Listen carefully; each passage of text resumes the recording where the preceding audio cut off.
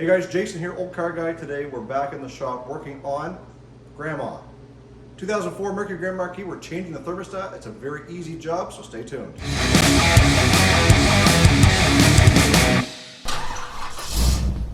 So what led to me deciding that I needed a thermostat in this car? Well, the temperature gauge was only coming up to about a quarter, never would go up above that, whether it was idling or driving down the highway, and through an engine light. So the check engine light is on, and the temperature gauge is running right about where it's been for the last little while since the engine light came on. So I pull the engine codes, it comes up as a P0128, and this is a coolant thermostat, temperature below thermostat regulating temperature.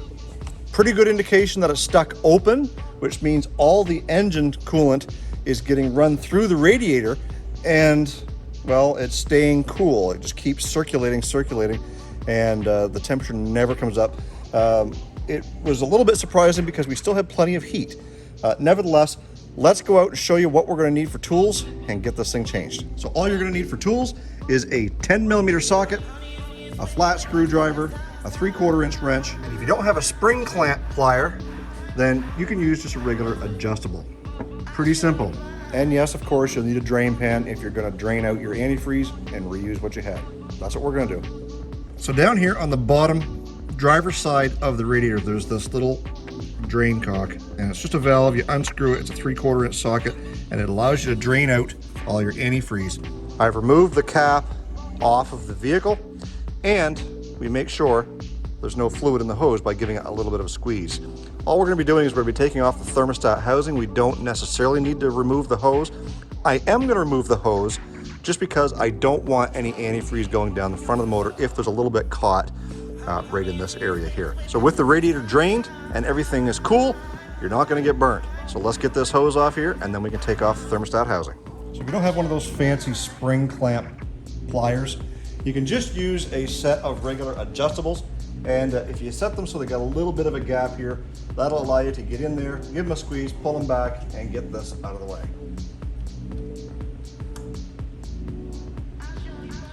We all know these things were invented by the devil himself.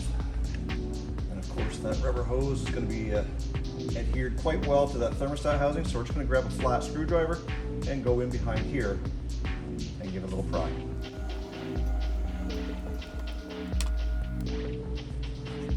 If we're lucky, there'll be no fluid in there. So now we take our 10mm bolts off the housing.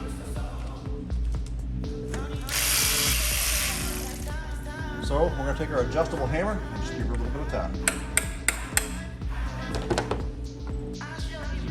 Hey folks, today's video sponsor is brought to you by Oxito LED lights and automotive accessories. If you want to trick your headlights out with something that's a little bit brighter and easier to see at night, then they've got some very competitive pricing at oxito.com. Head on over there, and I'll leave a link in the description box below. And you can also get 15% off your order if you use promo code OCG15. Now, back to our video. So we're ready to put our new thermostat in. I went with, of course, a Napa.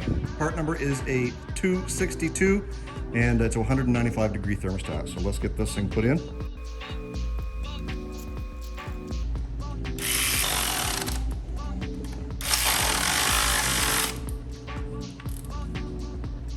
Click. Click. So when you're putting these two bolts in, don't just cram one side down and then the other. Go back and forth a couple times and make sure that it's seated in there properly. It is aluminum on aluminum. You don't want to break anything. So put our hose back in place, and we fight with the devil's spring clamp.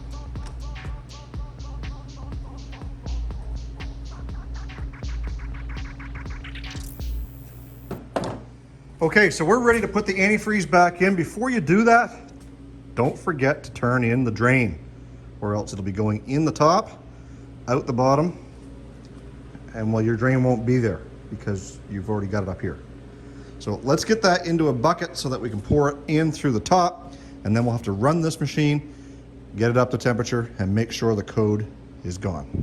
So the car's been running for a little bit now, and the temperature gauge is up a little bit higher. This time it's about halfway. It's not quite to where it needs to be yet. The car is already blowing lots of hot air, and there are no more trouble codes. So I think we've nipped this one in the bud, and I hope you guys learned that this is a very easy job on this car.